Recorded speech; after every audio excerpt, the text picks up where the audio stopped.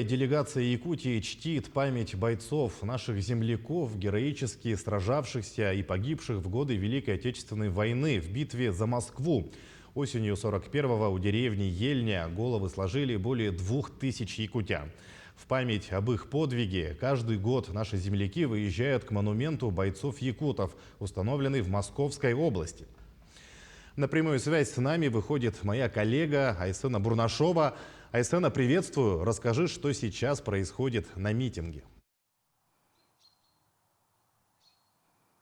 Сергей, я тебя тоже приветствую. Ну, в принципе, ты все правильно сказал. Да, действительно, мы находимся в деревне Ельня. Это ближайшее Подмосковье, Можайский район. И прямо за мной находится памятник воинов-якутян, где буквально пару минут назад завершился торжественно-траурный митинг, очень патриотичное мероприятие. Участниками его стали якутяне, проживающие в Москве, а также благодарные потомки, жители Можайского района. И также были гости из далекой Якутии.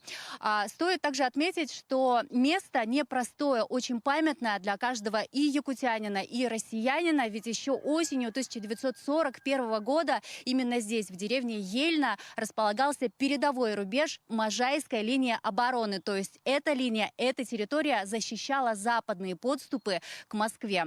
И делегация уже успела возложить венки, цветы к мемориалу. Прошла минута молчания. И вот если возвращаться к истории, то ценой тысяч жизней было остановлено гитлеровское наступление на Москву. Наши солдаты взяли ельнинские выступы, самые важные для стратегии военной. Победа Красной Армии здесь стала крахом немецкого плана «Барбаросса» и, как говорил сам Гитлер, молниеносного плана по захвату европейской части Советского Союза и Москвы. Но его планом Гитлера не суждено было сбыться. И вот более 2000 сынов Якутии доблестно сражались в рядах 5-го Сибирского 4 кавалерийских полков и 32-й Сибирской стрелковой дивизии. Якутян называли хребтом Красной Армии, потому что настолько много их было и настолько доблестно они сражались. И вот в честь мужества и наших якутских солдат, и в честь мужества и доблести солдат Красной Армии еще в 2001 году здесь в Ельне был установлен памятник. Установило его правительство Республики Саха-Якутия. И вот многие сегодня не сдерживали своих слез. Мы подошли до прямого включения к участникам этого митинга и предлагаю послушать их слова. Очень трогательные.